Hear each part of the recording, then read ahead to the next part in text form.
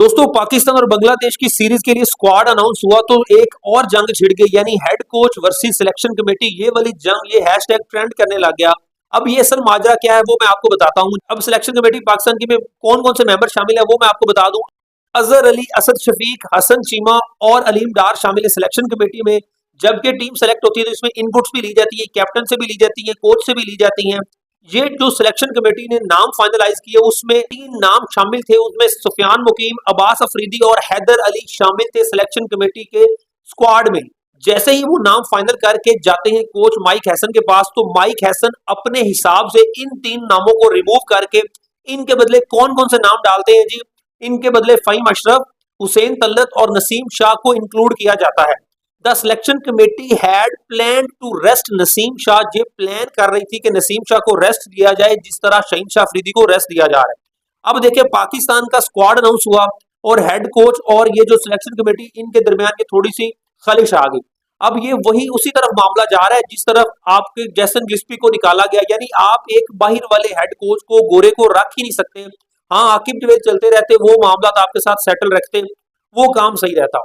अब देखिए सुफियान मुकीम बाहिर है, उसके बाद अब्बास अफरीदी बाहिर है। सुफियान मुकीम का दौरा न्यूजीलैंड बड़ा हिट गया है।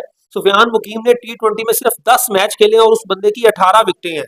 18 विकेटें टी20 आई में, और इकोनॉमी बेस्ट तरीन इकोनॉमी है 6.06।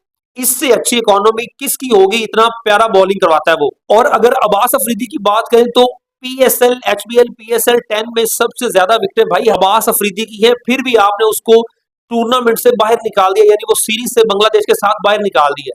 अब ये ब्लंडर हम कह सकते हैं पीसीबी सिलेक्शन कमेटी का है या फिर कोच का है, लेकिन जो खबरें निकलकर सामने आ रही है, कहा यह जा रहा है कि सिलेक्शन कमेटी ने सुफियान मुकीम को भी शामिल किया था, अब्बास अफरीदी को भी शामिल किया था, लेकिन कोच माइक हैसन ने अपनी मर्जी से इन 3 बंदों को निकाला है। यानी सुफियान मुकीम को निकाल दिया, हैदर अली को निकाल दिया और अब्बास अफरीदी को निकाल के किन 3 नामों को डाल रहे हैं जी, ये फहीम अशरफ को डाल रहे हैं, हुसैन तलत को डाल रहे हैं और नसीम शाह को डाल रहे हैं। ये स्क्वाड का हिस्सा है।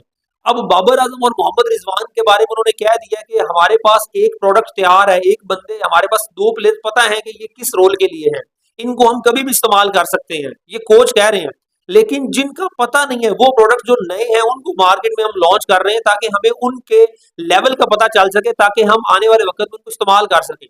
हाँ, हमारे यूज किए हुए प्रोडक्ट जो पहले हमें पता है कि ये किस रोल के लिए, यानी बाबर आजम और मोहम्मद रिजवान, अगर हमें इनकी जरूरत पड़ती है तो हम जरूर इनको उनके रोल पे भेजेंगे और उनको खिलाएंगे आने वाले बड़े टूर्नामेंट्स में। उनका इशारा एशिया कप और टी20 वर्ल्ड कप की तरफ था। दोस्तों आप ये सिलेक्शन से कितना को खुश हैं, कमेंट लाजमी करिएगा। किस नाम से आप मायूस हैं कि आप इस स्क्वाड में नहीं है, और किस से आप मायूस हैं कि ये स्क्वाड में है, कमेंट लाजमी करिएगा। चैनल को सब्सक्राइब कर लें ऐसी अपडेट्स के लिए। टिकटॉक और इंस्टाग्राम पर हमें लाजमी फॉलो करें।